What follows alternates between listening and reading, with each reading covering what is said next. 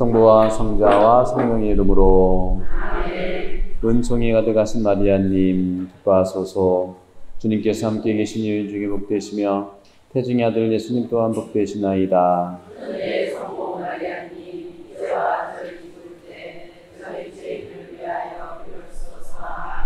성부와 성자와 성령의 이름으로. 아멘. 안녕하세요. 안녕하세요. 어느새 종강하는 날이 왔습니다. 1, 2학기 거의 6월에 시작해서 11월이니까 많은 시간 함께 하셨는데, 어떻게 여러분들 이 성경, 구약 성경이 여러분 삶에 어떤 도움이 좀 되셨어요? 네. 다시 질문하면은, 여러분의 이런 구약 성경 공부가 어떤 삶의 무기가 됩니까? 삶의 무기가 될 수 있겠어요? 네, 좀 무기라니까 이상하다면 삶의 어떤 지혜가 될 수 있겠습니까? 네, 이런 말씀을 드리는 이유는 이 성경 공부를 이제 하시면서 공부를 무엇을 위해서 했는가를 한번 생각해 보자는 말씀을 드리고 싶어요. 성경에 대해서 들었는데, 성경 이야기를 수녀님을 통해서 들었는데, 그래서 어떻게 할까? 어떻게 하겠다는 거냐 하는 것을 한번 여러분들 마무리하는 오늘 성찰을 한번 해보면 좋겠다 하는 것이죠. 안다는 것은 상당히 중요하죠. 그죠? 안다는 거. 안다는 건 상당히 중요한데, 근데 아는 것으로만 멈출 때, 또, 그렇죠? 아는 거로만 멈추는 알문, 굳이 알 필요가 없다. 굳이 알아서 아는 걸로만 끝인다면은, 그 말씀은 움직이는 것이기 때문에 그렇다는 말씀을 드리고 싶어요.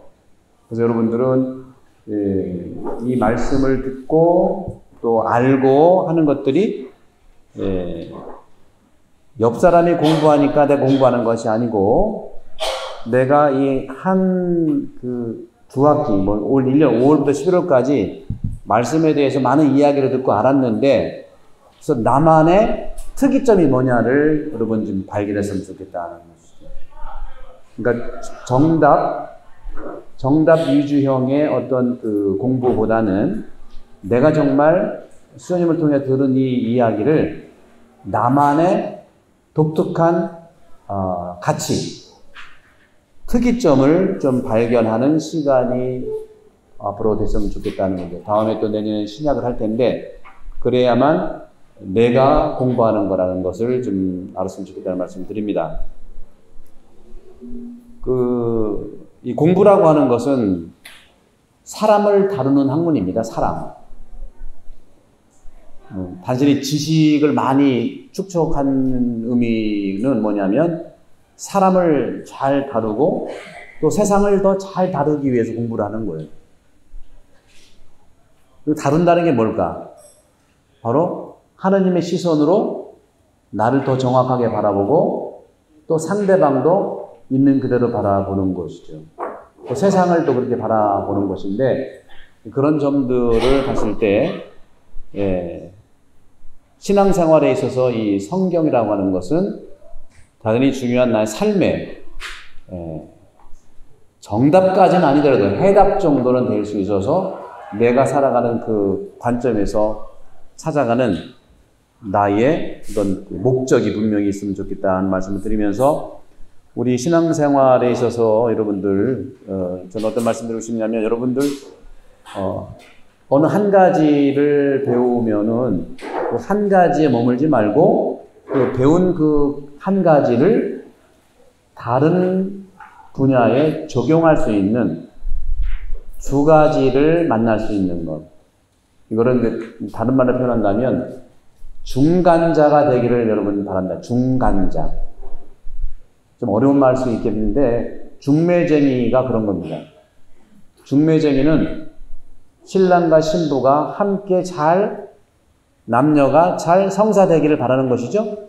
마찬가지. 중매쟁이는 뭐냐? 한쪽만 알아서는 중매가 잘 안 되지요.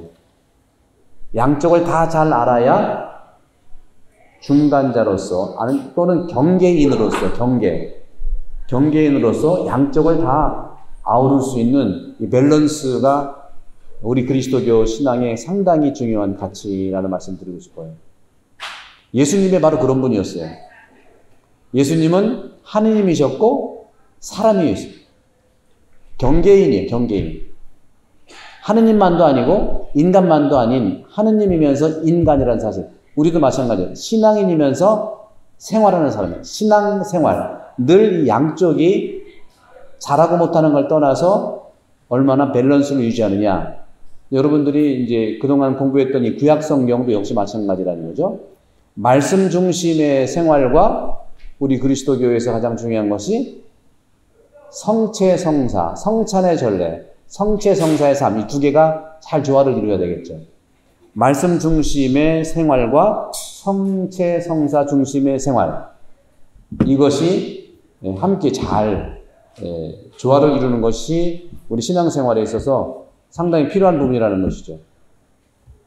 이 거룩한 성체 안에 우리 교회의 영적 재산이 다 들어가 있어요. 성체성사 다 들어가 있다는 거죠.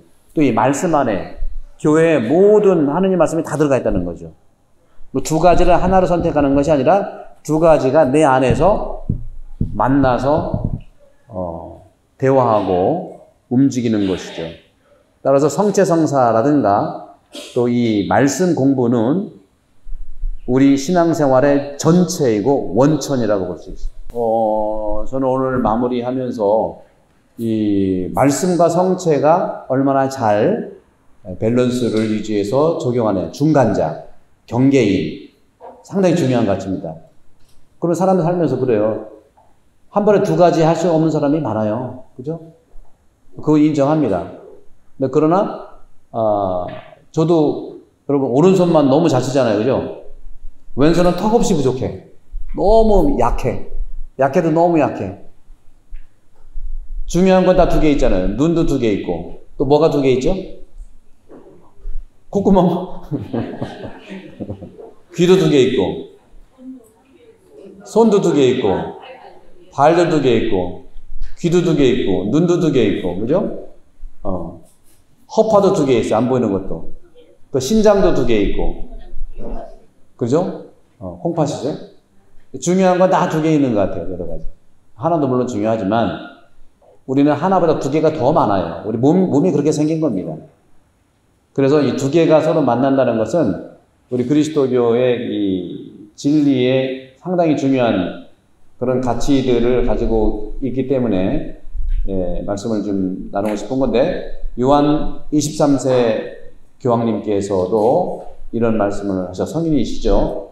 사랑하는 여러분, 우리의 생활과 사도적 활동의 원천이자 정점으로서 우리가 매일 기념하고 경배하는 성찬례 안에서 가장 특별한 방식으로 그분을 만나고 관상하십시오 하고 안내합니다.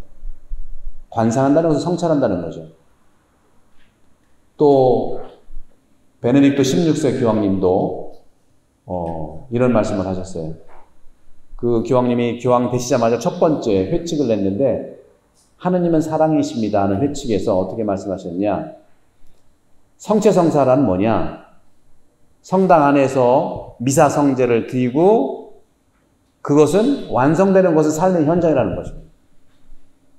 성체성사가 이루어지는 제대에서 그것이 완성되는 것은 내 삶의 현장이라는 것이죠. 그래서 그분은 어떻게 말씀하세요? 구체적인 사랑의 실천으로 건너가지 않는 성찬례는 그 자체로 불완전한 것입니다 하고 말씀하십니다. 불완전하다. 그러면서 우리가 성찬의 식탁에 나아가면 선교에 이끌리지 않을 수가 없다. 선교는 하느님 마음 그 자체에서 시작되어서 모든 사람에게 다가가는 것이다 하는 말씀하셨습니다. 그러니까 이 예수님이 성찬에서 쪼갰잖아요. 자기 몸을 쪼갰잖아요. 나도 내 몸을 쪼개야 된다. 내 몸을 쪼개라니까 남 몸을 쪼개려고 그래. 그거는 어렵지. 남 몸 쪼개지 말고 내 몸을 쪼개라는 거예요. 내 몸. 성경도 마찬가지예요. 내가 그 말씀을 살아가는 게 중요해. 너 왜 안 사냐? 그럼 뭐라고 그래 그분이? 그대나 잘하세요. 그럽니다. 따라서 선교의 노력도 그리스도인의 삶의 성찰례적인 모습의 한 부분이라는 거죠. 그러니까 이 두 개가 모든 원천이에요. 말씀과 성체성사, 토대 위에서 모든 가치들이 나와요. 선교도 나가고, 순종도 나가고, 일치도 나가고, 또 카리타스도 나가고, 용서도 나가고, 모든 그리스도인의 가치의 중심은 말씀과 성체성사라는 거, 이 두 개. 그런 것처럼 우리 본당에서도 역시 마찬가지라는 거죠. 본당 사목이라는 것이 본당 사목 중심이 있고 삶의 자리 중심이 있는 거예요. 그렇죠? 삶의 자리 중심이 뭐예요? 여러분들이 사는 곳. 여러분들이 사는 곳과 또 이곳.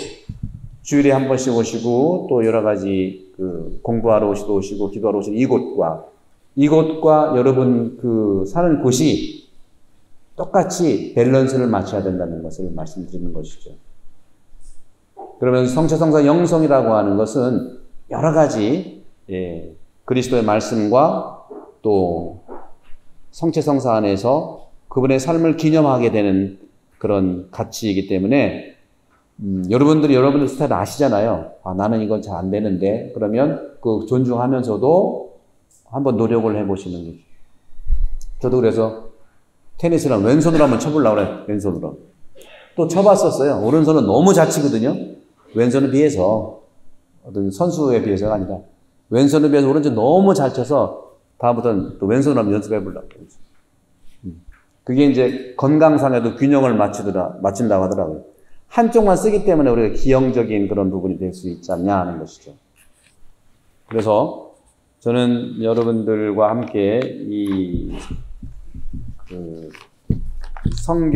구약 성경의 토대를 둔 이런 삶의 가치를 두고, 여러분만의 독특한 성찰과 시선을, 가져가서 살기를 바랍니다.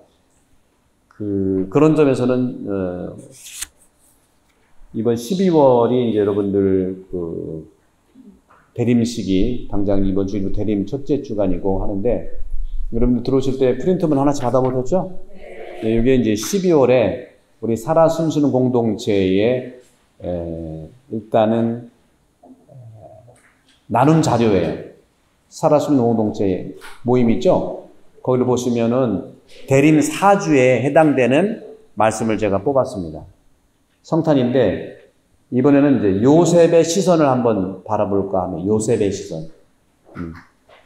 루카복음은 마리아의 시선으로 성탄을 준비했고요. 마테오복음은 요셉의 시선으로 성탄을 준비하죠. 그러니까 시선의 차이가 있어요. 그래서 거기 보시면 주제어로는 의로운 사람 요셉이라는 주제로 했는데 여러분들이 이제 12월에 밤모임 하실 거잖아요. 밤모임 하실 때 여러분들이 주도적으로 밤모임 할 때에 말씀 나누기 할 때 여러분 도와서 이렇게 좀 해주시면 좋겠어요. 여러분 사이에 또 간장님도 계시고 구역장님도 계시는데 여러분들이 자연스럽게 오늘 이 마무리 시간을 통해서 한번 도와주기 바랍니다. 저는 똑같이 세 가지 19절, 21절, 24절 성경 기조를 선택했는데 마태복음 1장 19절에 보면은 이게 대림 4주일 복음이에요. 어떻게 써 있냐면 마리아의 남편 요셉은 하고 마리아의 일을 세상에 드러내고 싶지 않았으므로 남모르게 마리아와 파혼하기로 작정하였다. 그 질문 밑에 보시면 율법에 의하면요. 부인이 혼외 임신을 하면 죽을 죄를 짓는 거예요. 맞아 죽어야 돼요. 율법에 그렇게 나와 있죠. 그거를 요셉이 안 거죠. 그래서 요셉은 마리아를 너무 사랑하기 때문에, 그죠? 분명히 내가 정말 마리아와 함께 가진 아이가 아니잖아요. 누구는 알아? 요셉은 알아. 또 누가 알아요? 마리아도 알아. 근데 다른 사람은 모르죠. 둘은 분명히 안다는 것이죠. 그래서 파혼을 하게 된다면 부인은 부정하지만 부정하지만 죽음의 죄는 면하기 때문에 요셉은 부인 마리아와 파혼하기로 작정한 것입니다. 여러분, 사랑이 뭐냐고 물으신다면 사랑은요, 정의할 수 없는 게 사랑이에요. 뭐라고 정의하는 순간 사랑이 아닐 수 있다. 그럼 어디까지가 사랑일까요? 남녀가 만나는데 어디까지가 사랑일까요? 헤어진다면 사랑이 아닌가? 참 사랑은요, 헤어진 다음까지 사랑이다. 이게 그리스도교 사랑이에요. 뭐 이상한 소리 하고 있다 하는 것이 있지만, 무슨 소리냐면, 하느님 안에는 우리가 다 살아도 산 사람, 죽어도 산 사람이라고 생각합니다. 인간의 기준에 사랑이 있는데 하느님의 사랑을 놓고 볼 때는 그렇다는 것이죠. 그래서 저는 이렇게 요셉의 시선을 적어내서 이 복음을 읽고 마리아의 남편 요셉은 어떤 마음이었을지 나눠 보실까요? 요셉이 어떤 마음이었을까요? 요셉은 정말 내 아들이 아닌 건 아는데 파혼하기로 했던 그 마음이 어떻겠냐. 요셉의 마음이 어떻겠느냐. 여러분, 남편의 마음을 좀 이해를 하실 수 있겠나요?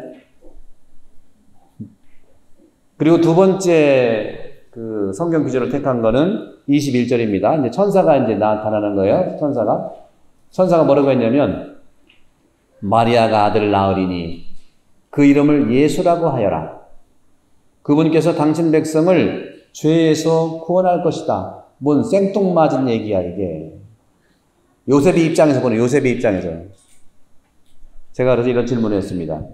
요셉은 파혼하려 했으나, 왜? 너무 사랑해서 파혼하려고 했잖아요. 파혼이 중요한 게 아니, 마리아를 살리려고 파혼하기로 했던 거예요. 파혼하려 했으나, 천사가 요셉에게 나타나 말씀하였습니다. 이처럼 여러분도 자신의 의지와 반대되는 내용을 전달받았을 경우 어떤 마음이 들까요? 천사의 말이라고 무조건 이해를 할 수 있느냐 그래요. 여러분들 인생 살면서 고통이 왔다면 하나님의 고통을 준 건 아니지만 하나님이 줬다고 생각한다면 하나님 저에게 이런 고통 왜 주십니까? 하고 우리 부르짖을 수 있잖아요.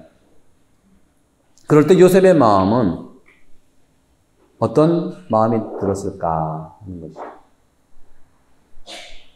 그리고 끝으로 19절과 24절에 저는 이렇게 말씀을 선택했는데, 마리아의 남편 요셉은 의로운 사람이었고 잠에서 깨어난 요셉은 주님의 천사가 명령한 대로 아내를 맞아들였다.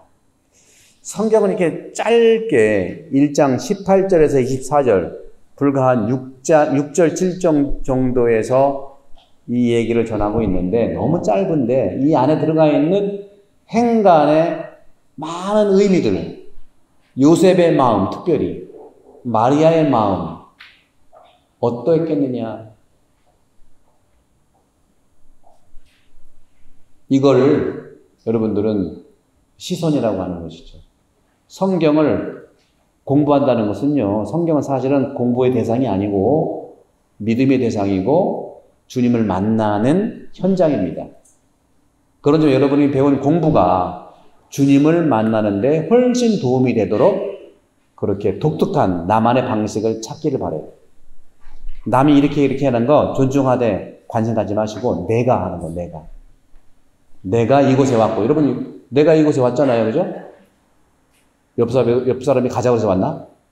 뭐 그럴 수도 있죠. 그러나 어쨌거나 옆 사람이 가자고 해서 내가 온 거잖아요. 내가 온 거예요. 내가 왔다는 것을 굉장히 여러분들 존중하고 사랑스럽게 생각하고 나로서 내가 왔다는 그런 점에서 요셉의 의로움이라는 게 뭐냐. 성경도 의로운 사람 요셉이라는 말을 썼는데 의롭다는 게 뭐냐. 의로운 요셉이라는 게 뭐냐. 이것은 결론적으로 하느님의 의로움을 얘기한다는 것이죠. 하느님의 의로움. 그럼 하느님의 의로움은 뭐예요? 한번 원칙을 지켰으면 그 원칙대로 가는 게 의로움인가요? 또 아닌 건 아니죠. 그 원칙이 굉장히 높고 넓어가지고 지금 당장 그 잣대로 재는 게 아니라는 거예요. 하느님의 원칙은 금방 있습니다. 원칙이 있어요. 개념이 있어요. 정의, 그러니까 의로움의 개념이 있다는 거죠. 근데 개념이 있는데 여러분들 옛날에 어디에요? 쌀집 가면은 쌀을 사오면은 쌀을 담는 그 기구가 있잖아요. 도구. 뭐 한 대도 되고 또 한 말에 통은 뭐라고 그래? 통? 한 통? 한 말. 여러분 한 말 사다가 얼마나 드세요? 한 달 드세요? 아니면 보름 드세요? 식구마다 다 다르겠지만 다르죠. 한 말 통이 동그랗게 해서 있는 거잖아요. 한 말 달라고 그러면 어떻게 해요? 쌀 가게마다 다르지만 일단 한 말 정도로 확 부어. 그죠? 확 부으면 그게 쌀이 어떻게 처음부터 확 잘라지나요? 어떻게 잘라요? 잘라지는 게 아니라 이렇게 수북이 쌓이잖아. 그죠? 수북이 쌓이는 거. 이걸 뭐라고 그러죠? 전문용어로? 고봉이다. 고봉. 여러분 밥도 마찬가지. 밥도 한 공기 딱 하면은 엄마가 주는 밥, 누가 주는 밥 어때? 확 하면은 고봉이 쌓여져요. 고봉이. 그죠? 근데 개념이라고 했을 때 아까 말씀 정의의 개념, 의로움의 개념, 또 여러 가지 인생을 사는데 개념, 영어로는 컨셉이지, 컨셉. 예. 컨셉도 이제 라틴어 컨셉비례 해가지고 이제 낚아채다는 그런 거 있어요. 낚아채는 건데, 한 줌을 줘도 한 줌에 그 정량이 있는 거라고, 정량이. 그러니까 영어의 컨셉이나 우리의 개념이나 비슷한 그런 원리가 있는데, 우리는 많은 경우에 사람이 후하다, 사람이 까칠하다 하는 기준이 뭐예요? 고봉을 많이 주면은 후하다고 그래요. 고봉을 확 깎아내면 뭐라 그래? 인정머리가 없다고 합니다. 인정머리가 없다고. 보통 그러죠, 그죠? 근데 기본적으로 개념이라든가 컨셉의 원리는 뭐냐면은 확 깎아내는 겁니다. 깎은 고봉이 없는 그 상태가 그게 개념이라는 원리예요. 이게 중요하다는 거죠. 이거를 정확하게 하냐 안 하냐가 사실은 정의의 개념이 뭐냐, 의로움의 개념이 뭐냐 확실하게 아는 거예요. 고봉은 뭐예요? 이거는 사적인 분량이에요. 이거 사적인 분량이고, 고봉은 뭐예요? 있으나 없으나 그저 감사할 뿐인 거예요. 주면은 감사, 안 줘도 별말 못해. 근데 우리는 많은 경우에 의롭다, 또 개념 이런 것들이 이 고봉에 달려있는 경우가 많아요. 그런 정확한 이 한 되의 개념과 한 말의 개념과 그게 의로움이라고 했다는 모든 개념의 원리라는 거죠. 그것을 정확하게 보고 개념이 있다 없다라고 얘기를 하거든요. 그게 이제 우리가 신앙생활에도 필요한 부분이에요. 그걸 원리로 해서 그 다음에 고봉을 보면 감사하다는 건데, 고봉이 중심이 아니라는 말씀을 드리고 싶은 겁니다. 그런 점에서 요셉이 의롭다고 하는 것도 역시 하느님의 의로움, 그것 때문에 의롭다고 하는 겁니다. 그냥 되는 건데 그냥 안 들은 것처럼 하고 하는 게 아니에요.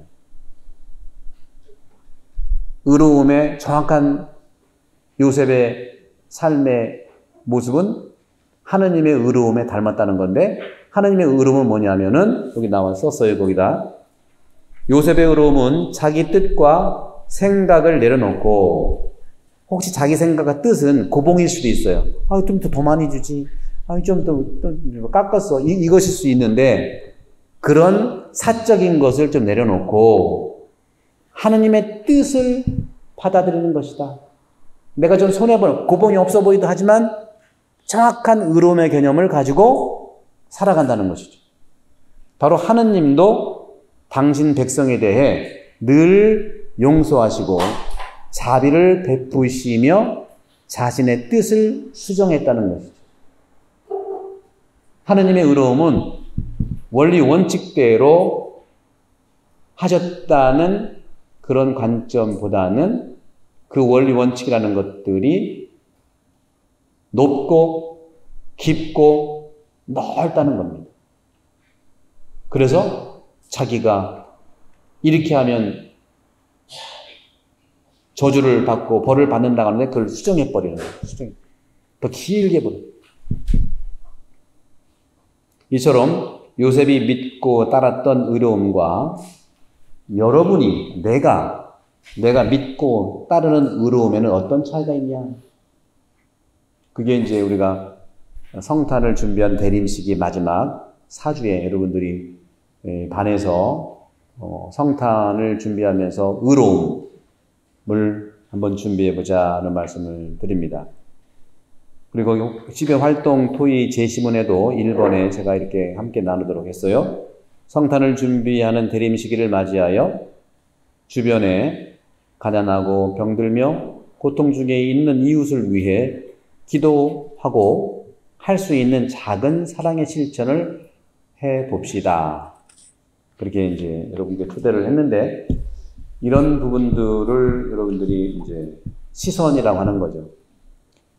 제가 지난번 10월의 마지막 때에도 삶의 중심 사목과 본당 중심 사목을 곁들이면서 또 말씀 지기 동반자에 대한 말씀도 드리고 했는데, 또 지난 토요일인가요? 촉진자 설명회 때도 사목의 내년도의 사목의 그런 구조라든가 사목 방침에 대해서 수시로 있는 대로 말씀을 좀 드렸어요.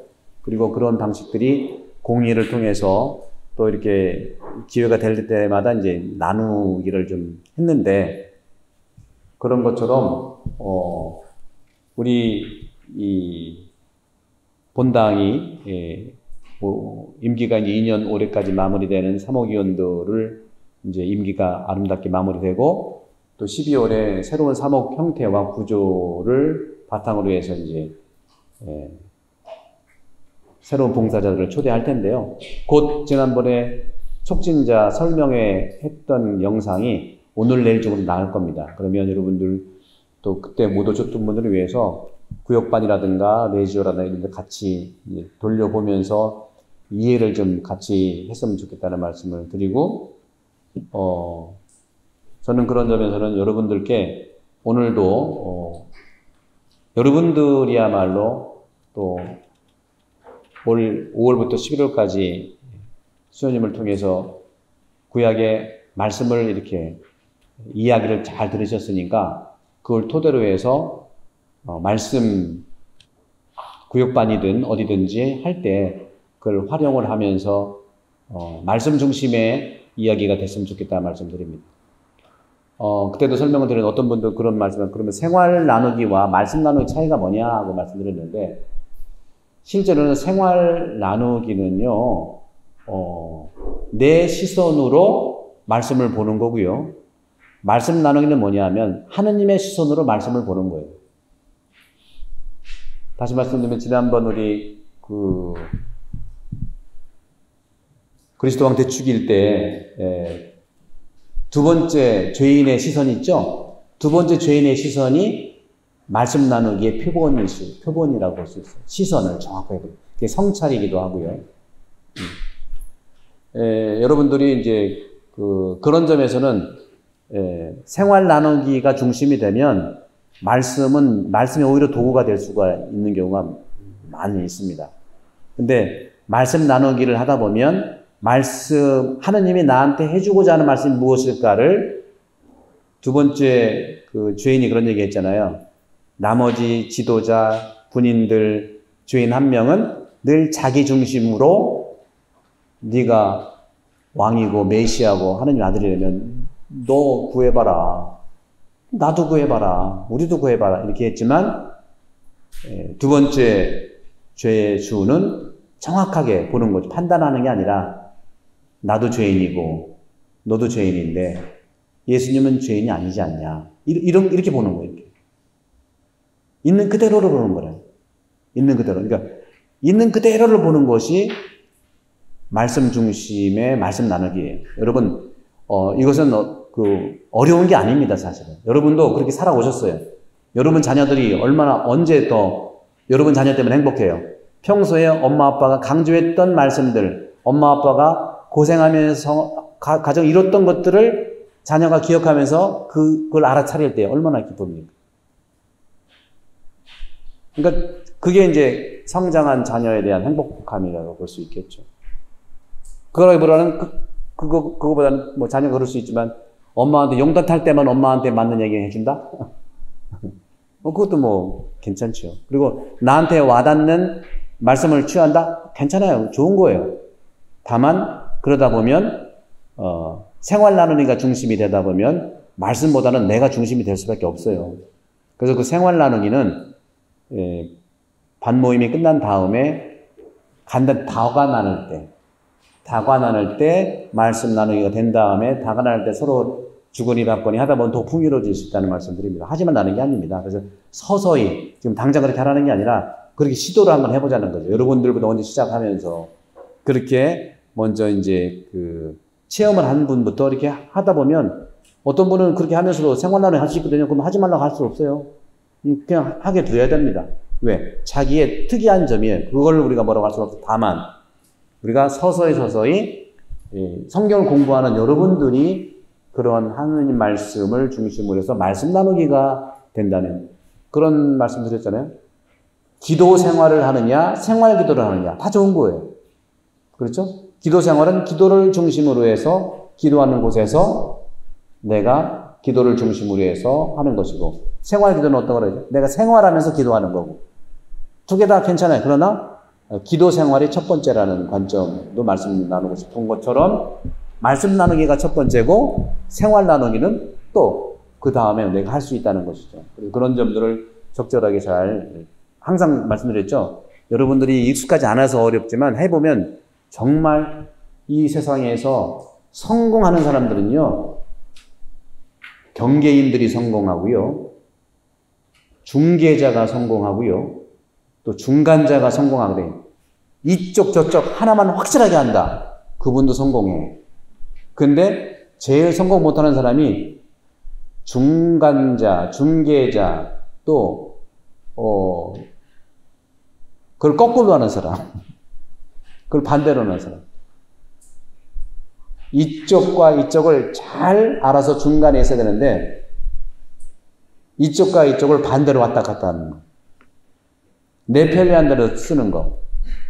여러분들은 생활에서 아실 겁니다. 그런 점들을 이제 나누고자 하고 끝으로 여러분들과 함께 이제 12월 안에 이제 새로운 우리 봉사자를 초대하고 또 내년에는 새로운 또 사목 형태가 보완이 되면서 나가는 데 있어서 크게 이제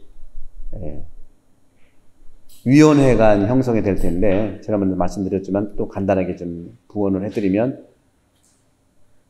본당 운영관리위원회가 있다. 운영관리.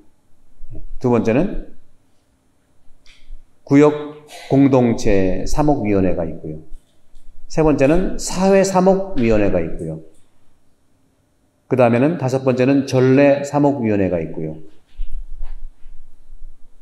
또 하나, 둘, 셋, 네 번째는 전례사목위원회, 다섯 번째는 청년사목위원회가 있고요.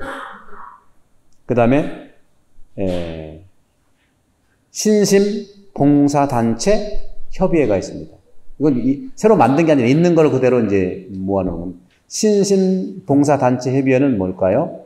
우리 본당에 신심단체와 봉사단체가 굉장히 많습니다. 이분들도 서로 협의를 해서 함께 협력할 수 있다는 말씀을 드리는 거죠. 그리고 성음악전례위원회가 있고요. 위원회는 그렇게 한 7개 정도 있겠습니다.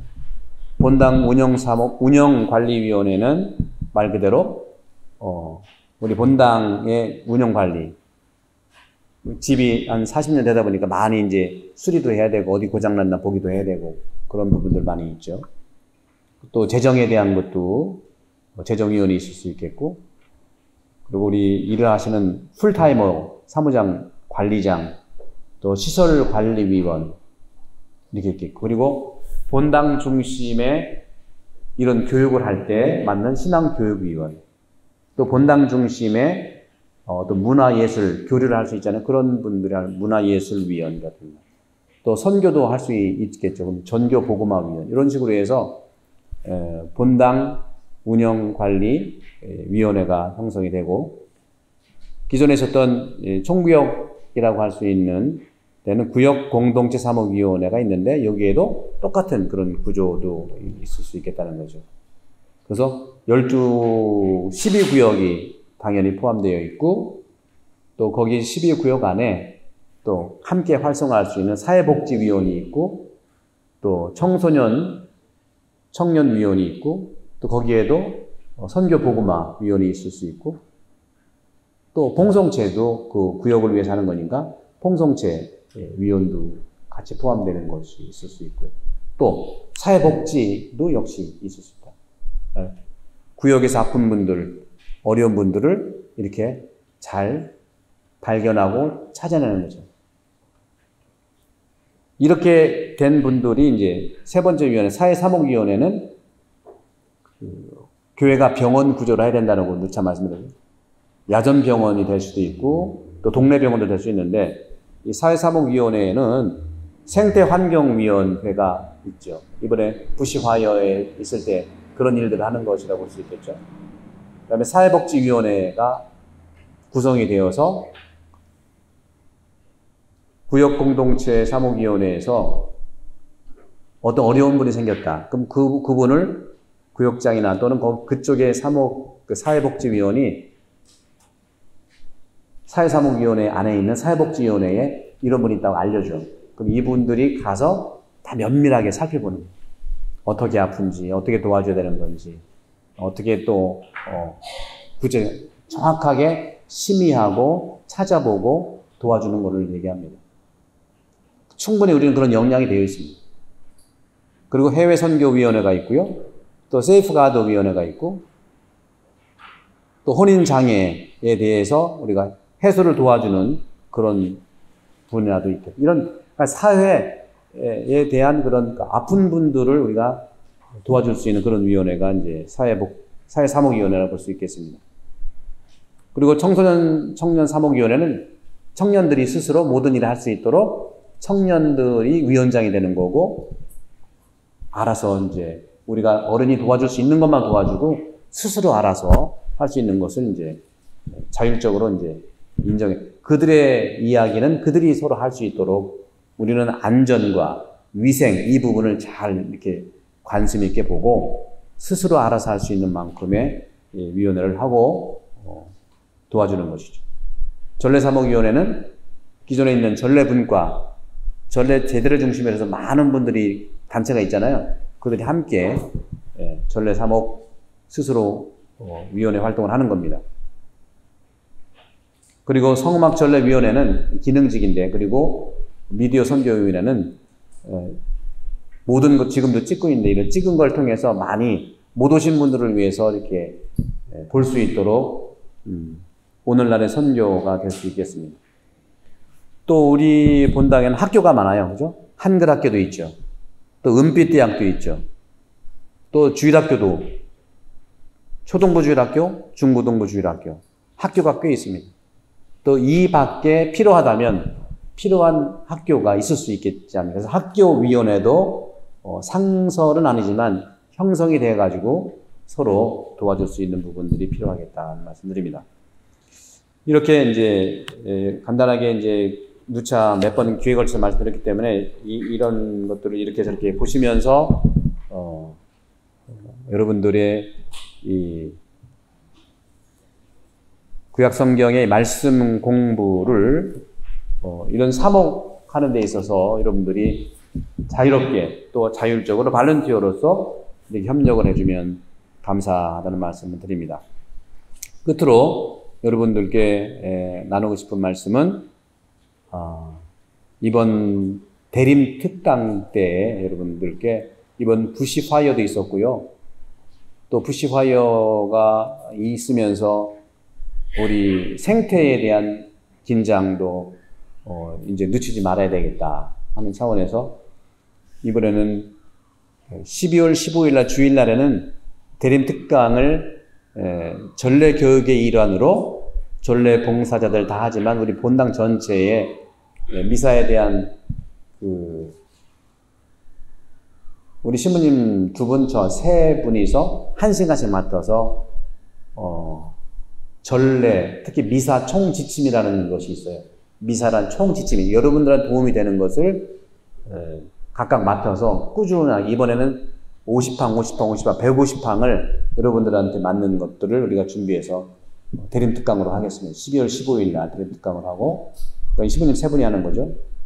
그 다음에 주중의 특강은 12월 18일 날 수요일 날과 19일 날 목요일 날 한 번은 체스우드 성당서 지금 이제 컨펌 중인데 거기서 할 거고요. 그 다음에 19일 날 목요일 날은 우리 본당에서 같은 주제를 2군데서 하도록 하겠습니다. 이것은 삶의 자리 중심 산목이라는 것을 이런 것 하는 것도 이제 예시를 하기 위해서 제가 나가서 합니다. 체스우드 성당에 가서 8시부터 9시 반까지 특강을 할 테니까 여러분 구역과 관계없이 그쪽으로 오시면 그쪽으로 다 오셔도 돼요. 특강만 들으러 오시면 되고 또 이쪽이 가까우면 이쪽에 오셔도 돼요. 주제는 생태적 회심. 지금 교황님께서 2015년도에 라우다토 시 같은 날인데 찬미 받으소서라는 회칙을 쓰셨는데 이게 생태 회칙이에요. 지구를 어떻게 우리가 잘 돌보고 살려야 되느냐 나오는데 한 번 가지고는 없지만 시작한다는 의미에서 이번 특강을 생태적 회심에 대한 내용을 하도록 하겠습니다. 이렇게 저는 여러분과 함께 이곳에 살면서 우리 교회의 미래에 대해서 지난번 주기님도 그런 말씀하셨죠? 토리 브래드 주기님께서도 10년, 20년을 앞두면서 사목을 해라. 그것이 바로 이런 제자 교육이고 또 삶의 자리 중심과 본당 중심 사목이 같이 가야 된다. 아까 말씀드린 우리는 경계인이고 이중적 가치를 늘 추구해야 되고 잘 되든 못 되든 그렇게 추진하면 성령이 도와주시요. 무슨 말을 할까 밖에 때 끌려가서 걱정하지 말라고 그랬죠? 다 무슨 말을 할지 도와주신다고 하는 건 뭐냐면 내가 준비해서 갔을 때 양쪽의 이런 관점에서 성령이 양쪽으로 아우르시도록 도와주신다는 말씀이라고 볼 수 있겠습니다. 그런 점에서 여러분들이 한 해 동안 고생하셨고 오늘 마무리 말씀을 드리고 내년도에는 신약 성경으로 만나도록 하겠고 그동안 수고 너무 많이 해주신 우리 원장 선생님, 메다 선생님께 박수 한번 쳐드리겠습니다.